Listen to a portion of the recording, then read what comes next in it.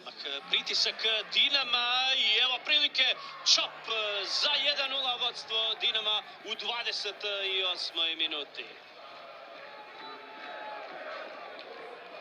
Pritisak na posljednju liniju, Duje Čop na kraju je to kaznio i postigao pogodak za vodstvo Dinama. Pritisak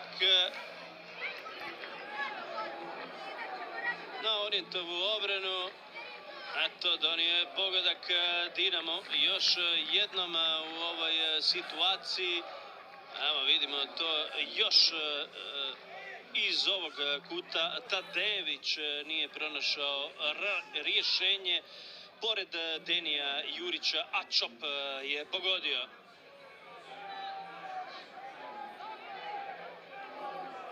Ademi i Leovac kombiniraju i 2:0.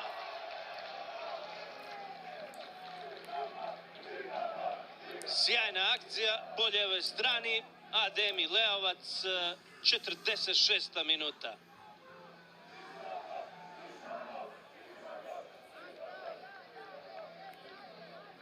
Još jednom cijela ova akcija lijepo. Leovac na kraju naciljao tamo drugi kut, pogodio za 2:0 i mir, stabilnost kod Dinama nakon odmah na startu ovog drugog poluvremena.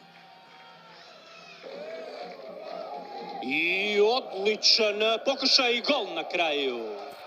Evo pogotka nakon ovog prvog udarca na kraju u cijeloj toj priči. Postigao je pogodak tamo Jurić petom.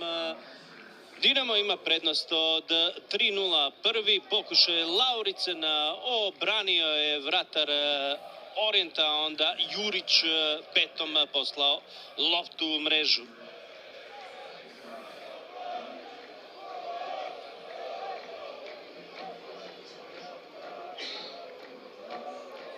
Gužva na 16 metara, tamo Dinama, ubačena peterac i gol! 3:1.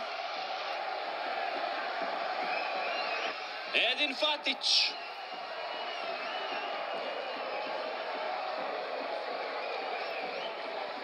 Eto prilike za slavlje domaćih navijača.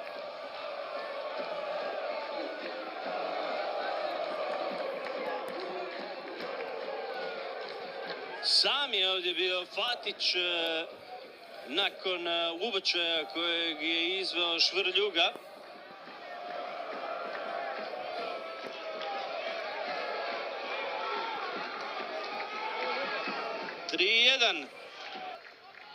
Odlična lopta i 4:1.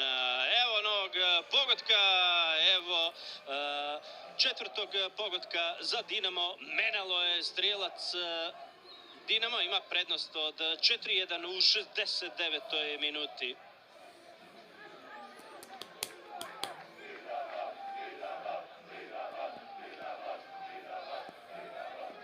Sjajno dodavanje, Menalo za 4:1.